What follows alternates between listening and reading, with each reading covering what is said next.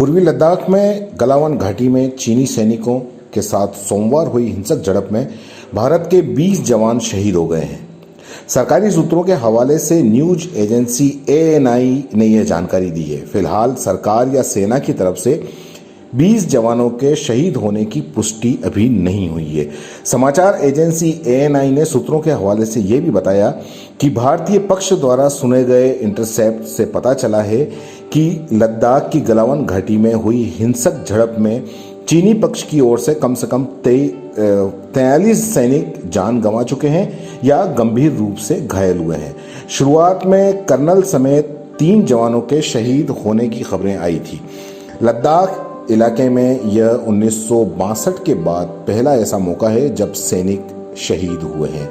मामले को लेकर दिन भर उच्च स्तरीय बैठक का दौर जारी रहा। रक्षा मंत्री राजनाथ सिंह ने तीनों सैन्य प्रमुख और विदेश मंत्री S जयशंकर के साथ chief of defence CDS general Bipin Rawat से मुलाकात के बाद PM मोदी को मामले की जानकारी दी। पूर्वी लद्दाख में हालात पर विचार विमर्श करने के लिए मंगलवार को रक्षा मंत्री राजनाथ सिंह ने शीर्ष सैन्य अधिकारी के साथ लगातार 2 बैठकें की।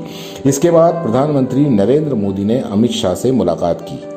बताया जा रहा है कि पूर्वी लद्दाख के गलावन घाटी में दोनों सेनाओं की ओर से रात में पीछे हटने की प्रक्रिया जारी थी, लेकिन अचानक चीनी सैनिकों की ओर से हरकत की गई, जिसमें भारतीय सैनिक शहीद हो गए। वहीं चीन के विदेश मंत्रालय की ओर से कहा गया कि भारत अगर एक तरफा कदम उठाएगा तो इस तरह की दिक्कतें सामने आएंगी। चीन का आरोप है कि भारतीय सैनिक उनकी सेना में घुस आए थे। मामले पर भारतीय विदेश मंत्रालय का भी बयान आया है। विदेश मंत्रालय ने बयान जारी कर कहा कि यथास्थिति बदलने की चीन की एक तरफा कोशिश की वजह से हिंसक झड़पें हुई हैं। विदेश मंत्रालय की तरफ से कहा गया है कि नुकसान को टाला जा सकता था। विदेश मंत्रालय के प्रवक्ता अनुराग श्रीवास्तव ने कहा कि तनाव घटाने के लिए बातचीत हो रही है। झड़प से दोनों पक्षों को नुकसान पहुंचा है।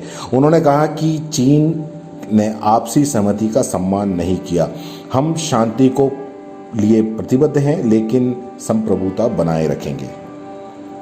विदेश मंत्रालय ने कहा है कि पूर्व में शीर्ष स्तर पर जो सहमति बनी थी, अगर चीनी पक्ष में गंभीरता से उसका पालन किया होता तो दोनों पक्षों की ओर से जो हताहत हुए हैं उनसे बचा जा सकता था। विदेश मंत्रालय के प्रवक्ता अनुराग श्रीवास्तव ने कहा कि सीमा प्रबंधन पर जिम्मेदाराना दृष्टिकोण जाहिर करते हुए भारत को स्पष्ट तौर पर मानना है कि हमारी सारी गतिविधियां हमेशा LAC के भारतीय हिस्से की तरफ हुई हैं। हम चीन से भी ऐसी उम्मीद करते हैं। अनुराग श्रीवास्तव ने कहा कि हमारा अटूट विश्वास है कि सीमाई इलाके में शांति बनाए रखने की जरूरत है और वार्ता के जरिए मतभेद दूर होने चाहिए। उन्होंने कहा, इसके साथ ही हम भारत की संप्रभुता और क्षेत्रीय अखंडता सुनिश्चित करने के लिए पूरी तरह प्रतिबद्ध हैं। बता दें कि पैंगोंग त्सो में हिंसक झड़प के बाद 5 मई से ही भारत और चीन की सेना के बीच गतिरोध चल रहा था।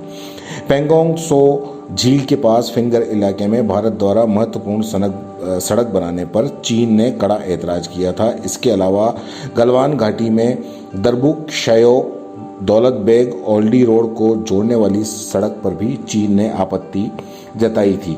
इसके बाद से ही दोनों देशों की सेनाएं आमने सामने हैं। 6 जून को सैन्य स्तरीय वार्ता के दौरान भारत और चीन 2018 में वुहान शिखर बैठक में दोनों देशों के शीर्ष नेताओं के बीच बनी सहमति के आधार पर फैसला करने पर सहमत हुए थे। 6 जून को लेह की 14वीं कोर के general officer commander lieutenant general Harinder Singh और तिब्बतीय सैन्य जिले के कमांडर जनरल लियू लिन के बीच समग्र बैठक हुई थी।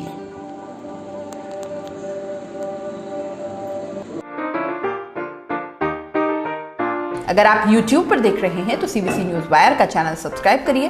पास में दिख रहे बेल आइकन को भी दबाइए ताकि जब भी हम आपके लिए कोई खबर, कोई जानकारी लेकर आए तो सबसे पहले आपके पास नोटिफिकेशन पहुंचे। अगर आप फेसबुक पर देख रहे हैं तो CBC वायर का पेज लाइक करिए। अगर आप इंस्टाग्राम पर देख रहे हैं तो आप हमें फॉलो कर सकते हैं।